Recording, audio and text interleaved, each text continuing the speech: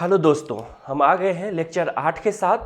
आप लेक्चर 7 तक पढ़ चुके हैं, यानी कि 1.5 से पहले ऑलरेडी पढ़ चुके हैं। आप 1 से 7 तक लेक्चर देख सकते हैं कि आ चुका है।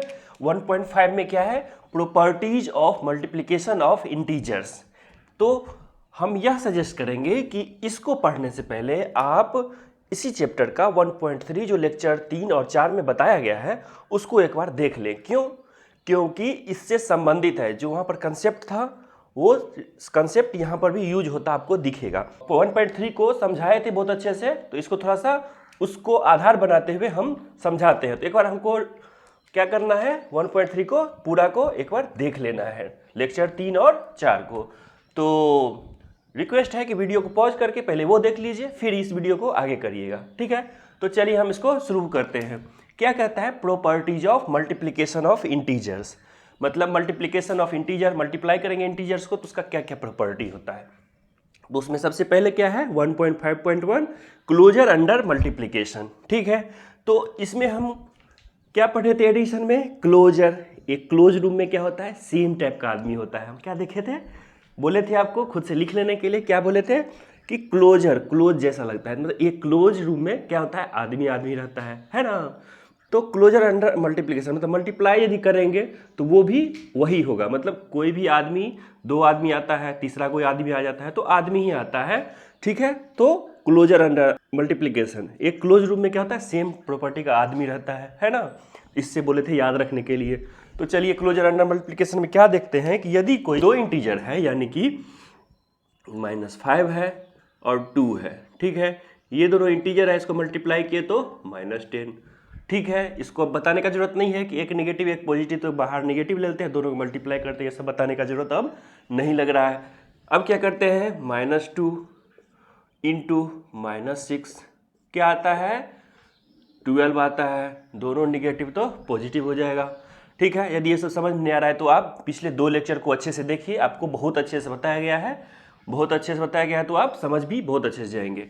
क्या हो रहा है कि इंटीजर ले रहे हैं, इंटीजर ले रहे हैं तो हमको इंटीजर आ रहा है, फिर इंटीजर ले रहे हैं, इंटीजर ले रहे हैं, उसका मल्टीप्लाई कर रहे हैं तो फिर रिजल्ट इंटीजर ही आ रहा है। तो आप कोई सा भी इंटीजर को, दो इंटीजर को मल्टीप्लाई करिएगा तो हमेशा रिजल्ट आंसर क्या आएगा, इंटीजर ही आता है ना।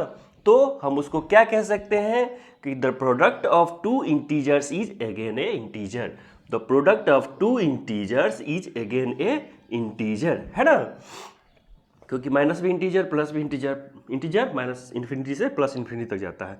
सो वी कैन से दैट, क्या हम कह सकते हैं, integers are closed under multiplication. यदि हम इंटीजर्स को आपस में मल्टीप्लाई करते हैं तो हमको फाइनली इंटीजर ही मिलता है। इन जनरल अब आपको फाइनली क्या याद रखना है कि a into B is an integer. मतलब दो इंटीजर्स है, a और b है, उसका मल्टीप्लिकेशन क्या हो जाता है, इंटीजर होगा हमेशा। इससे याद रखने से क्या होगा, ए बी में कि हर एक के लिए आपको ध्यान रहेगा कि हर एक इंटीजर के लिए था। यदि आप इस तरह से याद नहीं रखेंगे तो लगेगा क्या 2 के लिए था कि 6 के लिए था, तो कन्फ्यूजन होगा। तो ये याद रखना है, ठीक है। अब देखते हैं 1.5.2 कम्यूटेटिव प्रॉपर्टी ऑफ मल्टीप्लिकेशन, ठीक है। 1.5.2 कम्यूटेटिव प्रॉपर्टी ऑफ मल्टीप्लिकेशन। तो हम ऑलरेडी एडिशन में क्या देख चुके हैं, कम्यूट का मतलब वहां पर समझने के लिए क्या किए थे, कम्यूट मतलब आना जाना पढ़े थे। याद रखने के लिए अगल बगल होना, आते जाते रहना। मतलब क्या हुआ, कोई यहाँ पर है, यहाँ पर आ जाएगा, कोई यहाँ पर था, यहाँ पर आ जाएगा, है ना। इसको इस तरह से ध्यान रखते थे। तो क्या करते थे, यदि दो इंटीजर है, मान लीजिए -7 है और 2 है, ठीक है। इसका आंसर कितना आता है मेरा, -14 आता है। क्या यदि इसको यहाँ कर देंगे और इसको यहाँ कर देंगे तो कोई अंतर होगा, यानी कि 2 इंटू -7 यदि कर देते हैं तो कोई आंसर चेंज होगा, नहीं होगा। इसका भी आंसर कितना होगा, -14 भी होगा। कोई सा भी एग्जाम्पल ले लीजिएगा, -2 इंटू -3, इसका आंसर कितना हो जाएगा, +6, ठीक है। ये सब बताने का जरूरत नहीं है, माइनस माइनस प्लस हो जाता है। और मान लीजिए इसको उधर कर दीजिए, इसको इधर कर दीजिए, -3 इंटू -2, इसका भी आंसर +6, है ना। तो मतलब हो गया कि इसको आसपास में कहीं भी दोहराइए, इसको इधर कर दीजिए, इसको इधर कर दीजिए। जगह चेंज करने से क्या होता है, आंसर में कोई चेंजेस नहीं आते हैं। जो हम एडिशन ऑलरेडी देख चुके थे। तो क्या कहते हैं, multiplication is commutative for integers, यानी कि इंटीजर्स के मल्टीप्लिकेशन में क्या कर सकते हैं हम, जो हम इंटीजर्स ले रहे हैं मल्टीप्लिकेशन के लिए उसको पहले बाद में मल्टीप्लाई करते हैं तो हमको आंसर में कोई चेंजेस नहीं देखने को मिलता है। ठीक है, तो उसको ये कहते हैं in general for any two integers A and B, for any two integers A and B, किसी को भी ले लीजिए A and B, A into B equals to A into B equals to B into A, B into A into B, B into A, है ना, तो equal होता है। तो ये देख लिया, बहुत सिंपल लग रहा होगा, यदि आप एडिशन को एक बार देख लेते तो बहुत सिंपल लग रहा होगा कि कुछ है ही नहीं है। ठीक है, अगला है 1.5.3 मल्टीप्लिकेशन बाय जीरो। अब इसमें क्या है कि पिछले क्लास को यदि अच्छे से देखे होंगे तो आपको तुरंत समझ में आ जाएगा। क्या करते थे हम, 6th लेक्चर में जाके देखिए, इसको हम बहुत अच्छे से बृहत रूप में बहुत अच्छे से बताए हैं। इसको जल्दी से हम देख लेते हैं कि क्या कहना चाह रहा है। मल्टीप्लिकेशन बाय जीरो मतलब एक इंटीजर है, उसको जीरो से मल्टीप्लाई करेंगे तो आंसर जीरो ही आएगा।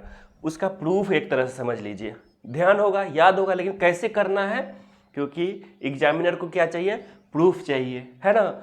समझने से कि यहाँ पर ये आंसर लिख देंगे वो चलेगा कंपटीशन एग्जाम में। तो अभी क्या है, आपको क्या करेंगे, यहाँ से यहाँ जाते थे, उस क्रम में क्या आता था, जीरो आता था। देखिए कैसे, जैसे क्या करते थे, 3 इंटू 5 करते थे, इक्वल्स टू क्या होता था, 15 आता था। ठीक है, अब क्या करते थे, एक घटाते थे, मतलब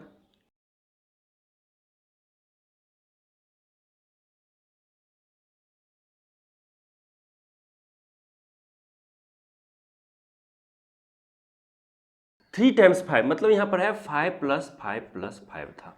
फिर यहाँ पर क्या है, 5 + 5 है, 2 टाइम्स 5, 1 टाइम्स 5 तो 5 आ गया। फिर 0 टाइम्स 5 तो क्या आ जाता था, 5 - 5 तो 0। इसके आगे भी हम यहाँ तक प्रूफ किए थे, लेकिन हमको यहीं पे रुक जाना है, क्योंकि अभी जो मेरा कंसर्न है इसी का है कि यदि किसी इंटीजर को 0 से मल्टीप्लाई करते हैं तो उसका आंसर 0 आता है। ये आपको यदि अच्छे से समझ में नहीं आया तो उसको हम कई बार 2-3 तरीके से बहुत अच्छे से हम लेक्चर 6 में इसको बहुत अच्छे से बताए हैं। मल्टीप्लिकेशन ऑफ फर्स्ट में निगेटिव इंटीजर और सेकेंड में पॉजिटिव इंटीजर को मल्टीप्लाई कैसे करते हैं, यानी कि इसका आंसर कैसे निकालते हैं यहाँ से चलते हुए यहाँ पर। तो इसी क्रम में ये 0 भी आता है, लेकिन मेरा कंसर्न यहाँ पर है मल्टीप्लिकेशन बाय 0, तो हम यहीं पे रुक रहे हैं। ठीक है, इसको आप 6th लेक्चर में जाकर के पूरा अच्छे से समझ सकते हैं, आपके लिए ज़रूरी भी है। ठीक है, तो यहाँ पर क्या देखे थे हम, 3 टाइम्स 5 15, 2 टाइम्स 5, 1 टाइम्स 5 घट रहा है, 1 टाइम्स 5 घटा दिए, 1 टाइम्स 5, 2 टाइम्स में से 1 टाइम्स घट रहा है तो 1 टाइम्स फिर घटा दिए। अब क्या है, 0 टाइम्स 5, इसमें से 5 है, 1 टाइम्स 5 फिर से घटा दिए तो 0 आ गया। मतलब किसी भी इंटीजर को 0 से मल्टीप्लाई करने पे क्या होता है, आंसर 0 आता है। ये आप हम देख लिए। ठीक है, इसको प्रूफ भी इस तरह से किया जा सकता है। एक कोई इंटीजर मान लीजिए कि ये इंटीजर है, इसको धीरे धीरे घटाते जाइए, 0 पे लाइए, 0 पे हमको 0 प्रूफ हो जाता है ना। तो इसको हम जनरलाइज कर लेते हैं, लिख लेते हैं। तो इसको इन जनरल फॉर्म क्या लिख लेते हैं, फॉर एनी इंटीजर ए, यदि कोई इंटीजर ए है, निगेटिव है, पॉजिटिव है, तो a into 0 equals to 0 into A equals to 0। मतलब 0 से मल्टीप्लाई करने पे इंटीजर को, चाहे पहले हो बाद में हो, 0, आंसर क्या आना है, 0 आना है। अब बुक में जब हम पढ़ते हैं थोड़ा सा कन्फ्यूजन आपको हो सकता है, तो इसको बता देते हैं क्या कह रहा है इसमें, कि निगेटिव इंटीजर के लिए कह रहा है। अब क्या आप पढ़ चुके थे, होल नंबर को क्लास 6th में पढ़ चुके हैं। होल नंबर क्या होता है, पॉजिटिव होता है, 0 1 2 3 4 ऐसे है ना। तो क्या होता है, वो पॉजिटिव में होता है। पॉजिटिव में ऑलरेडी आप क्या देख चुके हैं, पॉजिटिव इंटीजर, यानी कि होल नंबर को आप ऑलरेडी देख चुके हैं कि उससे यदि 0 का मल्टीप्लिकेशन होता है तो आंसर 0 आता है। तो हमको यहाँ पर क्या करना था, सिर्फ निगेटिव को देखना था, इसलिए क्या किया है, निगेटिव का एग्जाम्पल लेकर के, यानी कि -3 इंटू 0 इक्वल्स टू 0 कह रहा है। दूसरा एग्जाम्पल दिया है 0 इंटू -4 इक्वल्स टू 0।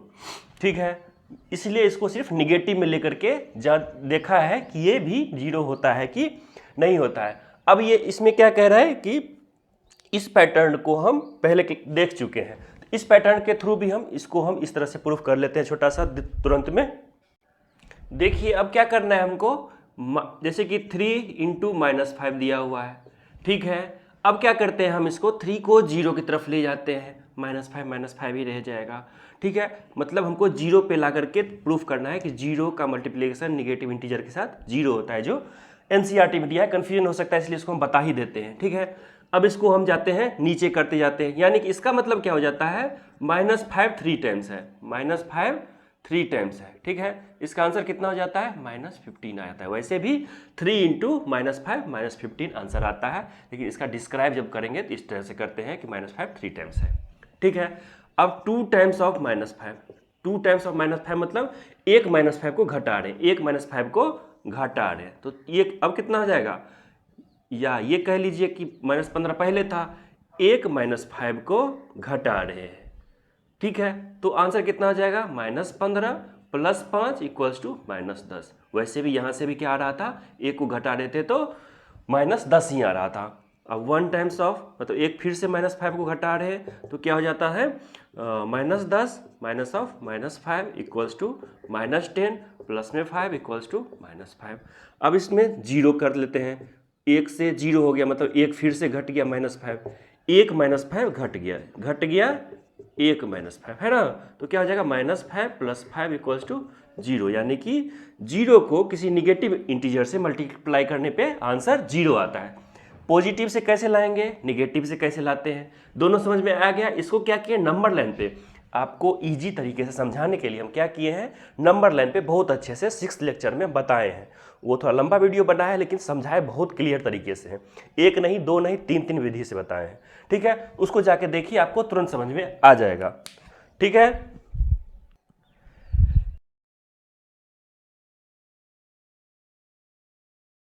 क्या टफ लग रहा है, थोड़ा सा टफ नहीं लगेगा। यदि आप लेक्चर को शुरुआत से देखते होंगे तो ये बिल्कुल भी टफ नहीं है, क्योंकि ये सब ऑलरेडी हम लेक्चर 1 से 7 तक में बहुत अच्छे से बताए हैं, एक नहीं दो दो विधि से, तीन तीन विधि से अच्छे से बताए हैं। यदि आपको डाउट लग रहा है, कुछ भी लग रहा है, कन्फ्यूजन, तो लेक्चर को एक से देखना शुरू करिए, क्योंकि क्या होता है ना, रिलेट, जैसे कि एक टीचर पढ़ाता है तो रिलेट करता है। पिछले लेक्चर में ऑलरेडी यदि किसी चीज़ को डिस्क्राइब बहुत अच्छे से कर देते हैं तो फिर से बताना स्टूडेंट को बोर कर सकता है। तो उसको क्या करिए, आप जो बताते हैं कि लेक्चर 4 लेक्चर 3 ऐसे करके देखिए, तो आप जाकर के उसको देखिए। 1.5.4 देखते हैं, मल्टीप्लिकेटिव आइडेंटिटी। आइडेंटिटी को आप अपने कॉपी पे लिखिए, हम बहुत अच्छे से बताए थे आइडेंटिटी क्या होता है, इक्वेशन क्या होता है, दोनों में अंतर क्या होता है, ठीक है। आइडेंटिटी क्या होता है, चेंज नहीं होता है, जो है सो है, ठीक है, इन नटसेल। अभी हम क्या देखे थे एडिशन में, कि यदि कोई एडिशन में क्या होता था कि यदि कोई इंटीजर ए है उसमें 0 ऐड कर देता तो ए ही आ जाता था एडिशन में, है ना। तो 0 क्या था एडिटिव आइडेंटिटी था ना इंटीजर्स के लिए। अब क्या है मल्टीप्लिकेटिव आइडेंटिटी, ऐसे ही क्या है, मान लीजिए कि -5 है, यदि हम इसको 1 से मल्टीप्लाई करते हैं तो क्या आता है आंसर, -5 ही आता है। निगेटिव लिए पॉजिटिव, 2 × 1 करेंगे तो भी 2 आएगा, मतलब जो है वही आ गया, जो यहाँ पर है वही आंसर आ गया। -10 × 1 तो -10, जो है वही आ गया। मतलब जो इंटीजर हम लिए हैं उसको यदि 1 से मल्टीप्लाई किए हैं तो सेम इंटीजर आंसर आ जाता है। तो हम क्या कह सकते हैं, 1 is a multiplicative identity for integers, 1 is the multiplicative identity for integers. अब ये भी कुछ लोग कह सकते हैं कि ये तो लिख के रखा हुआ है, नहीं, क्या होता है ना कि एनसीईआरटी में कंसाइज और जो सही वर्ड होना चाहिए वही लिखा रहता है। तो उसको हम इस तरह से इसलिए लिख लेते हैं कि आपको कोई वर्ड ऊपर नीचे हो जाएगा, मतलब सिमिलर वर्ड लिखा जाएगा तो आपको मार्क्स कटेंगे, इसलिए यही चीज़ बार बार देखना है, यही वर्ड लिखना है, इसी क्रम में लिखना है, ठीक है। ये बहुत सोच समझ के कंसाइज वे में अच्छे तरीके से लिखा रहता है एनसीईआरटी में, इसलिए इसको सेम टू सेम लिख देते हैं हम पहले, ठीक है। इसका मतलब ये नहीं कि हमको नहीं आता, ठीक है। उसके बाद क्या है, इन जनरल, इसको हम जनरलाइज कर लेते कैसे कि फॉर एनी इंटीजर्स ए, यदि मान लीजिए -5 2 -10 सब क्या है इंटीजर्स है, वी हैव a × 1, a × 1 कर लीजिए, या इसको क्या कर लीजिए 1 × -10 कर लीजिए, तो भी आंसर इसका -10 ही आता है। a × 1 1 × a = a। ये बहुत सिंपल आपको लग भी रहा होगा, ठीक है। अब क्या देखते हैं कि कह रहा है कि 1 तो इसका मल्टीप्लिकेटिव आइडेंटिटी आप हमको समझ दे रहा है, -1 क्या है। अब देखिए कि किसी चीज़ को, किसी इंटीजर को -1 से मल्टीप्लाई करने पे क्या आता है, -5 है, इसको क्या किए -1 से मल्टीप्लाई किए, दो निगेटिव इंटीजर का मल्टीप्लिकेशन पॉजिटिव आएगा। अब वो 5 को 1 से मल्टीप्लाई करेंगे तो 5 × 1 क्या हो जाता है, 5 हो जाता है। मतलब -5 था और आया क्या 5। प्लस में देख लेते हैं 2 इंटू -1, एक पॉजिटिव एक निगेटिव में निगेटिव आता है, 2 × 1 हो जाता है तो -2 हो गया, पॉजिटिव का निगेटिव आ गया, है ना।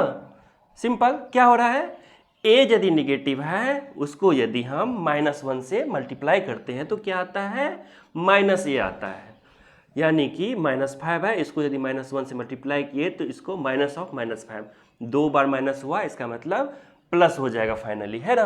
तो ये पॉजिटिव आ जाता है। ठीक है, तो अब तक हम क्या क्या देख चुके हैं कि एडिशन में क्या होता है, 0 ऐड करते हैं तो सेम नंबर होता है, यानी कि 2 + 0 = 2। ठीक है, मल्टीप्लिकेटिव आइडेंटिटी में क्या देखें कि किसी इंटीजर को 1 से मल्टीप्लाई करते हैं तो सेम इंटीजर आता है, यानी कि 5 × 1 = 5। इसमें क्या देख रहे हैं कि यदि मल्टीप्लाई कर रहे हैं -1 से इंटीजर को, यानी कि -3 × -1 तो 3। अब हमको ध्यान आना चाहिए क्या, एडिटिव इन्वर्स। एडिटिव इन्वर्स किस में बताए थे हम, पहला लेक्चर में बताए थे, ध्यान होगा। तो अब हम क्या कर सकते हैं, पहला लेक्चर को ध्यान यदि होगा तो सिंपल लगेगा कि क्या है एडिटिव इन्वर्स, क्या होता था, माइनस लगा दीजिए। किसी भी चीज़ का एडिटिव इन्वर्स निकालना है तो उसमें सिर्फ नंबर लीजिए, उसके बाहर में 9 माइनस लगा दीजिए, सिंपल। ठीक है, माइनस लगा दीजिए। तो अभी हम क्या देखें, 0 इज द एडिटिव आइडेंटिटी, मतलब 0 यदि किसी इंटीजर में ऐड कर देते हैं तो वो इंटीजर सेम का सेम रह जाता है, 2 + 0 = 2, सेम टू सेम रह जाता है, कोई फर्क नहीं पड़ता है। Whereas 1 is the multiplicative identity, यानी कि 2 को यदि 1 से मल्टीप्लाई करते हैं तो मेरा आंसर में कोई चेंजेस नहीं, जो था इंटीजर वही इंटीजर आ जाता है। तो ये क्या हो गया, 1 is the multiplicative identity for integers. अब क्या और देखे हैं, वी गेट एडिटिव इन्वर्स। ठीक है, ऑफ एन इंटीजर ए, यदि एक कोई इंटीजर ए है उसका एडिटिव इन्वर्स कैसे करते हैं, when we multiply -1 to A that is a × -1, a × -1 कर लीजिए या -1 × a करिए।